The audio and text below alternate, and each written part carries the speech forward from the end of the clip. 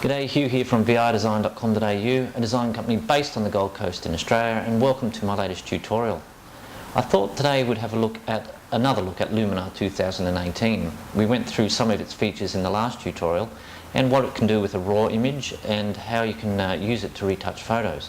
So I thought we'd just have a look at some more of its features, and there's got plenty, so there's plenty that we can look at. So let's have a look at a couple more, maybe with another shot from Europe somewhere, and see what we can do. So come and join me.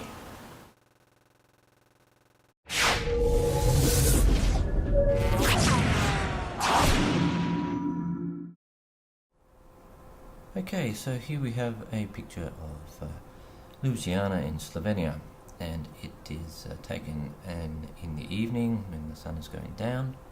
As you can see, I'm down quite low, which has caused a bit of distortion in the image, and the buildings are tilted pretty much so the camera may well have been straight, though it's probably just off center, but the angle of the lens is causing this building to tilt to the right and look pretty much off.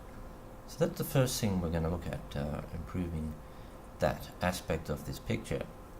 Now I've got the image open, and I haven't got any of the filters added to it as yet.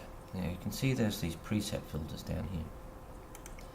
If you click on the categories, you can see the collection of the presets that you have got installed on your system. Now you may have less, you may have more, depending on if you've downloaded other presets that you can apply for the program. But you can see you've got your basic ones, then you've got dramatic, you have got outdoor, and you can see them all load up here at the bottom, and so on. You could look at some street ones. This is street.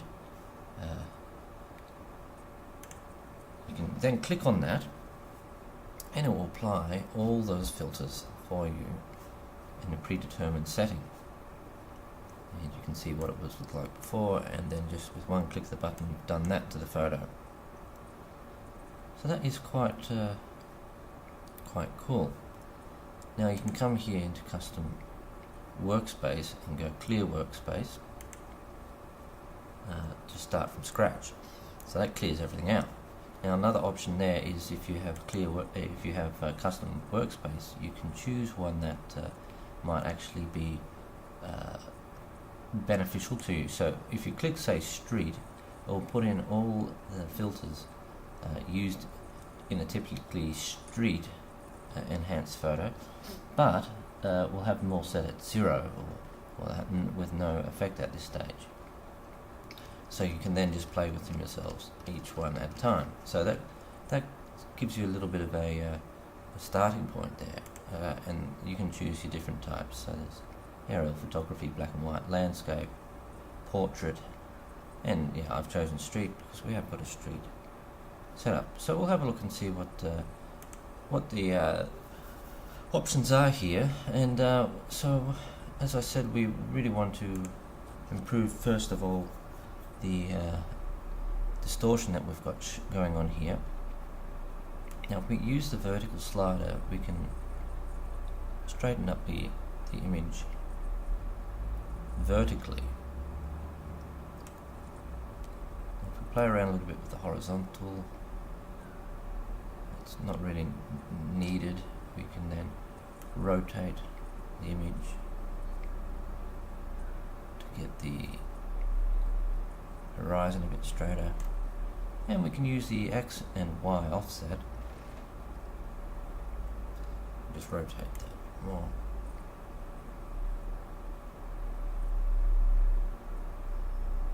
Get back a little bit. Get back to about 15. That's looking a lot straighter. Have a look at it before and after. But we can use the X and Y offsets to move the picture up and down and left and right, so we can bring back some of that sky that we've lost. Now we don't really need to move this picture to the left or the right. It's pretty much centered where we want it to be.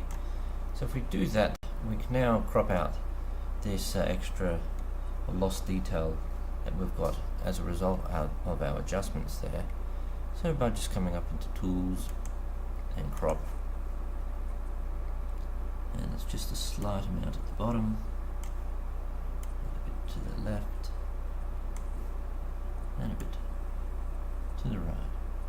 So we've got that guy just coming into the edge of frame there, and then you say Crop. Now I've got the presets showing, but you can always switch them off by clicking this button up here, which gets rid of them. Now if we have a look at the before and after, much straighter image. Now I've got the street selection in place, so we've done the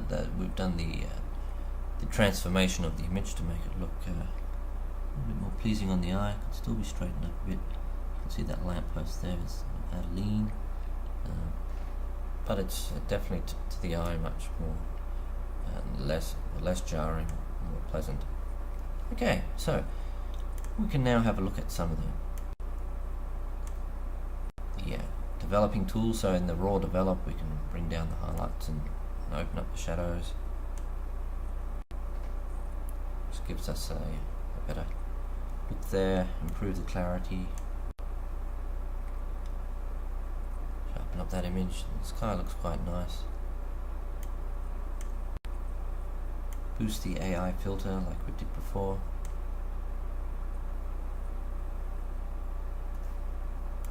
And you can keep looking at the before and after to see where we're at. Now I'd give it a little bit, just that little boost in vibrance. Vibrance is different saturation. It increases saturation in areas that are underexposed or undersaturated. So it doesn't do the entire image as such, but just focuses on those areas that really need it. So we've got a bit of contrast.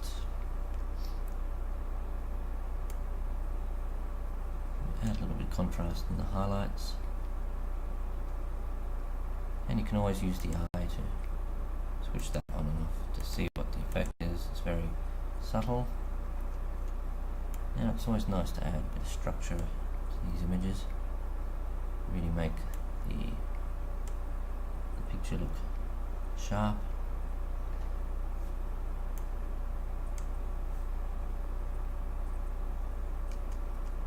I'm not going to worry about soft focus. Curves, probably not too much. Now we have the Tokyo look on this, and that's at full.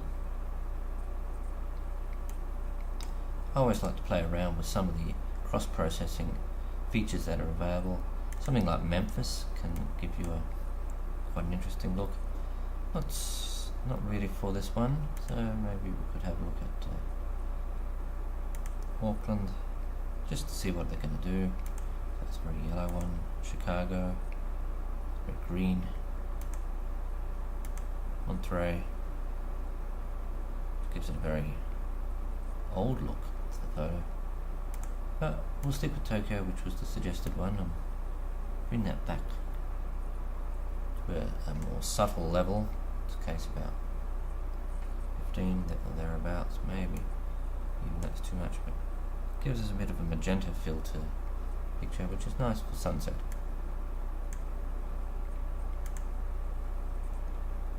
Just want to boost that a bit.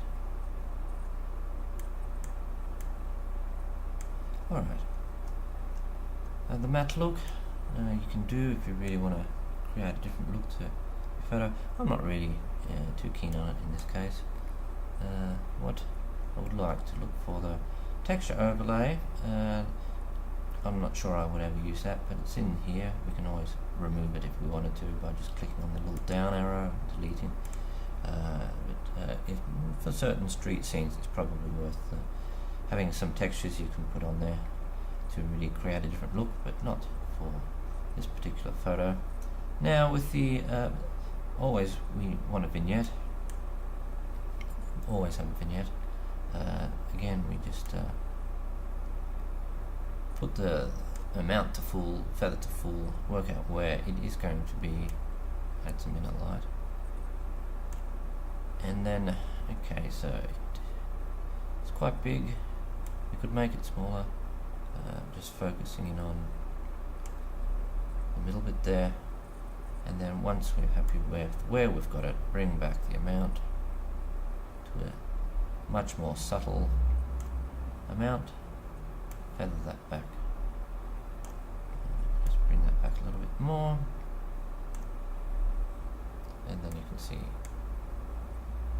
without it and with it, much more subtle. Okay, now that's all the predetermined filters that the workspace of Street has provided us with.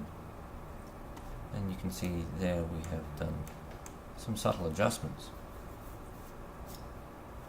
Now we can always add a new adjustment layer and work with that.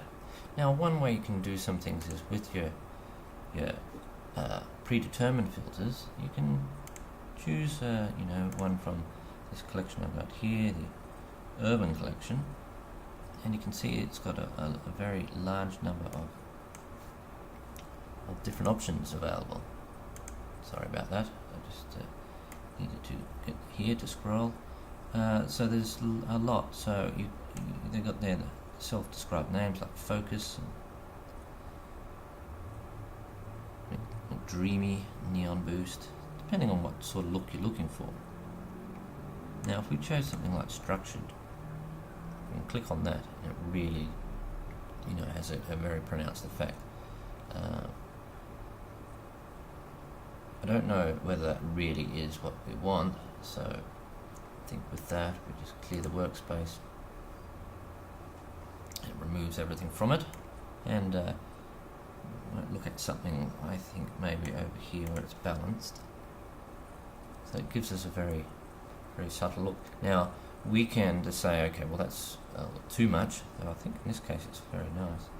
But you can just reduce the amount by this little slider inside your actual filter.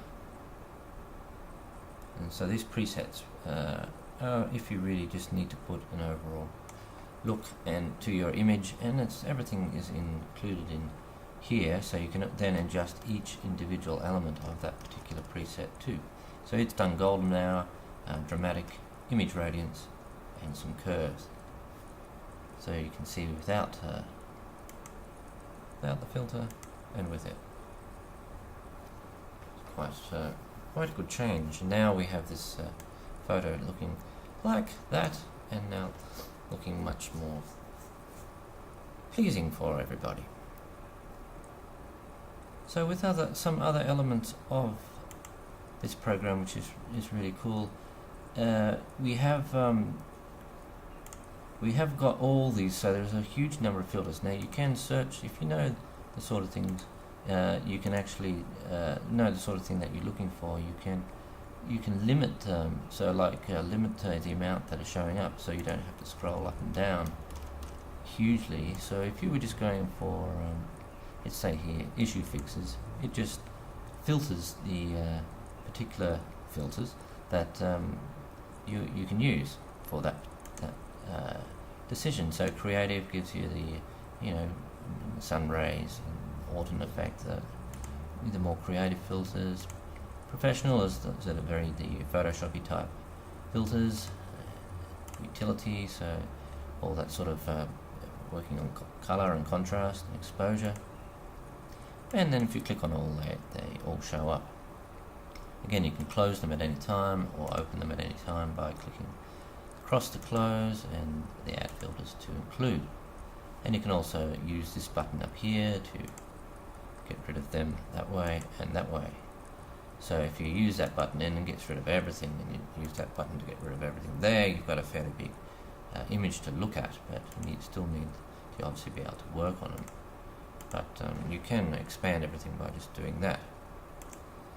Now, there is one particular filter I thought we'd have a quick look at, which we haven't looked at yet, and it's pretty self-explanatory, but it's the dodge and burn filter. Now with the dodge and burn filter, the way it works is I've clicked on it, It is now shown at the bottom of the list of our filters, and it has the option of start painting, which allows us to begin our dodge or burn process. And we have the slider here for the amount of how much we would intend it to impact our picture. Now we have the options up here of lighten, darken or erase, our brush size, and the strength or the opacity of that brush. Now lighten is obviously a good area to start, so we can choose the brush size to make quite large or quite small if we really need to get into detail. We'll keep it around the default of 100 for the purposes of this, and we'll just brush in some exposure and some of this underexposed but interesting areas we'd like to lighten up. Now we can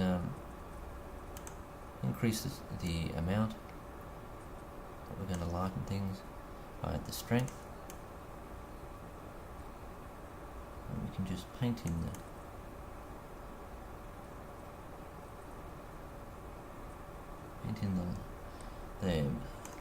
lightening of the area here where we have lost a little bit of what we would like to see.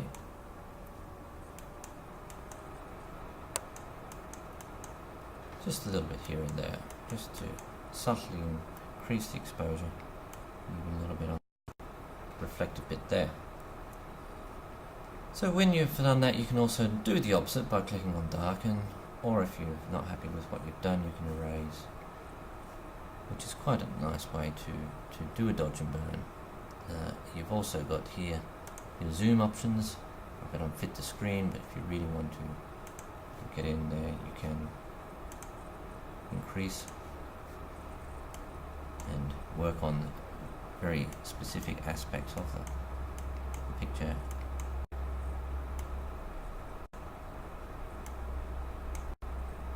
If you need to, and you can always then just go back to screen to come back to your overall picture.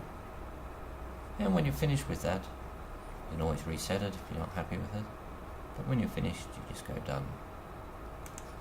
And that's a dodging and burning tool available, which is very good. It works very well. We can switch it off and switch it back on. See there, it's had quite a big impact on what we're looking at on the screen. Quite dark, the people are murky, and now it's quite pleasant. So then when you're done, you've got this option here of exporting to image. So you can also share it on social media if you want, or as an email, so it's quite different. But when you go export, it gives you your options of what you would like to do with this picture. So you have got JPEG, PNG or TIFF. You can change the size of the print if you can print it. In this case it's the actual size, but you can make it smaller, or you could even just choose your own dimensions. I keep it as JPEG, but you just browse to where you want to save it and your file name. The quality, well, I'll always put it up as high as possible, and then you just go export and away you go. It's saved onto your hard drive or wherever you choose to save it. So that's some more of the features of Luminar 2018. We still have a few more advanced features to go through, which include like sky replacement and using a new picture layer, which you have available here, new image layer. But we'll have a look at that in a future tutorial. For now, we have just transformed a simple photo to make it look a lot more dramatic and very much quite a intense, fairly cool photo. Alright, so tune in for another tutorial on Luminar 2018 in the not too distant future, and thank you for joining me.